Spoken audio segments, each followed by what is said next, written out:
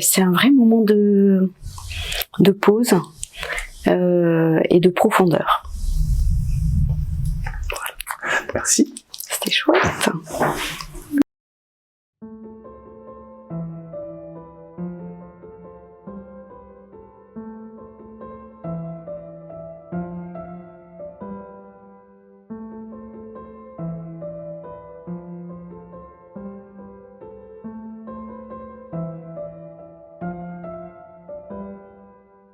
Ça s'appelle « Au commencement était le mot ».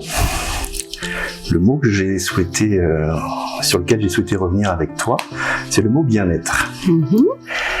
Parce que j'ai été un peu étonné de l'importance et de l'omniprésence de ce mot dans ton activité de décoratrice coloriste. Quel est le lien entre le bien-être, la décoration et ton métier de coloriste ? Alors, il faut être bien chez soi, être bien dans son intérieur, parce que son intérieur, son chez-soi, c'est un lieu de ressources, de ressourcement.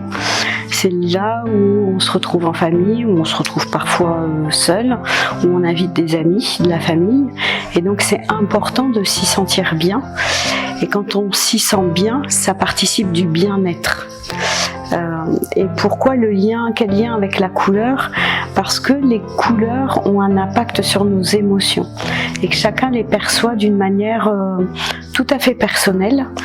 Il n'empêche que certaines couleurs ont vraiment un effet au niveau du cerveau et vont procurer plutôt une émotion qu'une autre et avoir plus d'importance chez les personnes. Il y a 1001 définitions du bien-être. Quelle serait la tienne ? Pour moi, le bien-être, c'est être bien avec soi-même. C'est pas forcément quelque chose où souvent bien-être on l'associe à la zénitude, la zen-attitude, un environnement zen avec toutes les représentations que ça peut avoir pour les uns et pour les autres. Pour moi, c'est être bien, c'est d'être ancré avec soi-même, au bon endroit, avec les bonnes personnes qui sont bonnes pour soi. Pour moi, c'est ça le bien-être. C'est un sentiment qu'on peut ressentir dans des moments de calme, comme des moments de joie ou de fête. Qu'est-ce que ça veut dire ancré avec soi-même ? Alors, ancré avec soi-même, qu'est-ce que je vais mettre comme définition ? C'est être pleinement soi, pleinement avec ses valeurs. C'est ça, être ancré.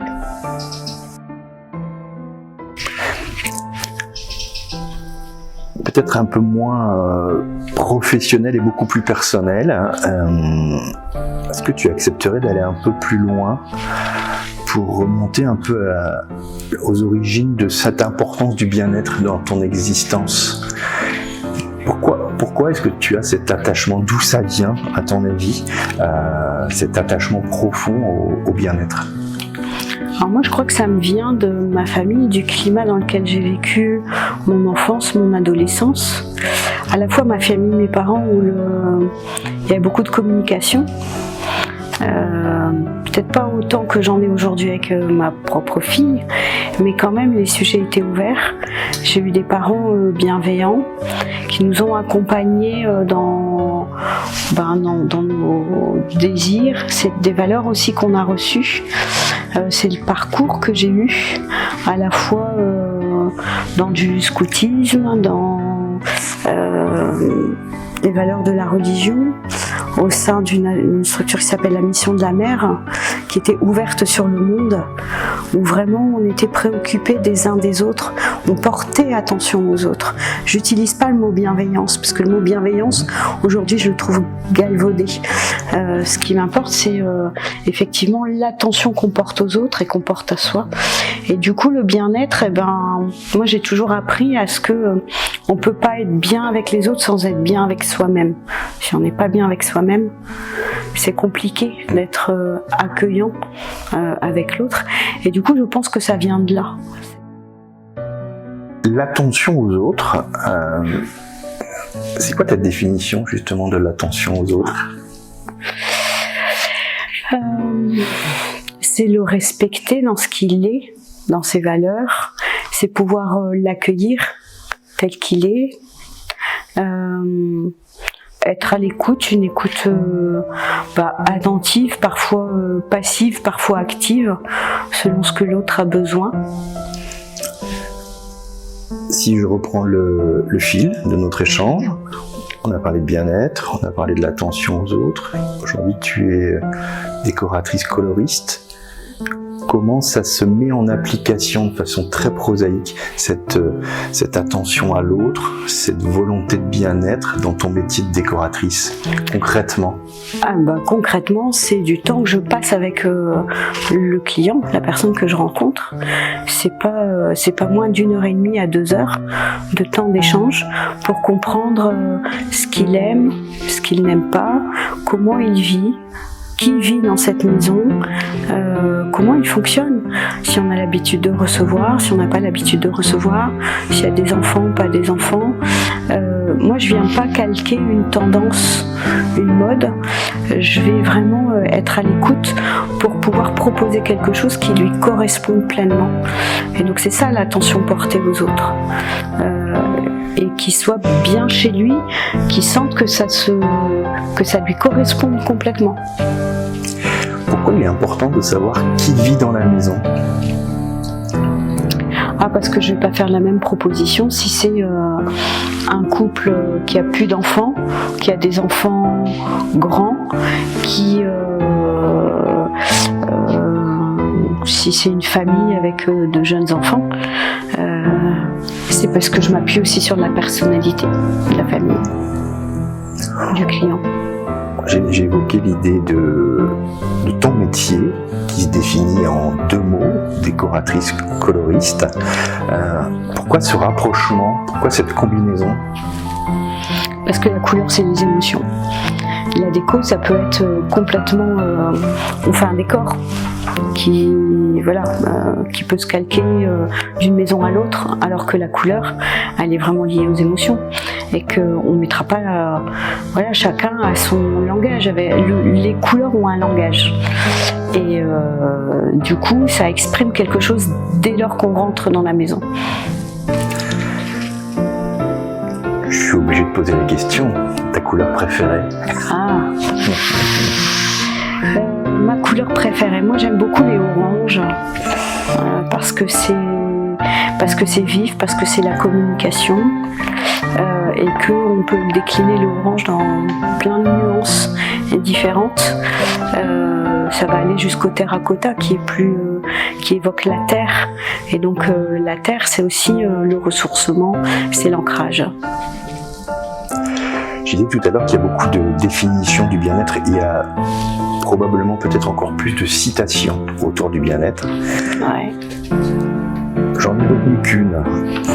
C'est celle d'Eckhart Tolle, un auteur canadien, si je ne m'abuse. Il dit « Quand on n'offre aucune résistance à la vie, on se retrouve dans un état de grâce et de bien-être. » Quand on n'offre aucune résistance à la vie, on se retrouve dans un état de grâce et de bien-être. Qu'est-ce que ça te dit? Comment ça résonne en toi?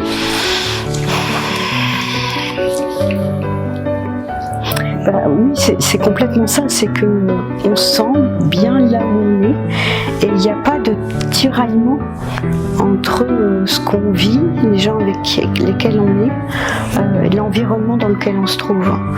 C'est pas que du lâcher prise, c'est vraiment ça. Il n'y a pas d'opposition. C'est ça le bien-être. Après, n'offrir aucune résistance, la vie nous contraint parfois. Forcément, on a tous des moments plus difficiles et qu'il faut savoir y faire face et gérer. Parfois, il faut un peu résister. Mais il faut trouver ces moments où il n'y a pas ces tiraillements, ces oppositions avec là où on se trouve. On a commencé par ta définition du bien-être. Après les quelques minutes que l'on vient de passer ensemble, quelle est ta définition du bien-être? Se sentir à sa place vivre l'instant avec plénitude, sérénité, joie. Joie profonde et intérieure, quelque chose d'habité. Soit seul, ça peut être seul, complètement dans la nature, mais ça peut être dans son intérieur, avec des gens qu'on apprécie, qu'on aime. Dans les expériences professionnelles qui sont les tiennes, quel retour te satisfait particulièrement? Qu'est-ce que tu aimes entendre de la part d'un client? Ce que j'aime entendre, c'est quand ils me disent, quand je leur fais une proposition d'aménagement, d'ambiance, de couleur, qu'ils me disent « Ah, c'est ça !»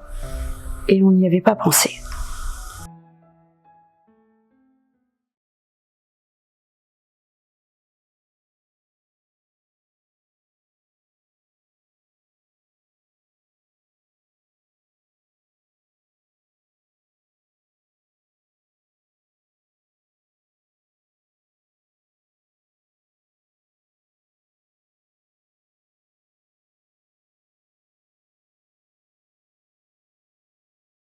Tu intervenais au préalable auprès de Mutuelle Santé, tu as décidé de devenir entrepreneuse.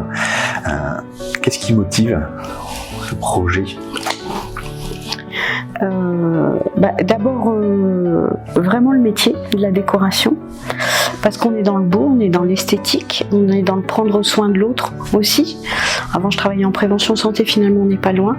Pourquoi entrepreneuse? Parce que ça permet de choisir et que c'est l'ambition d'entreprendre, c'est l'envie d'entreprendre et de choisir.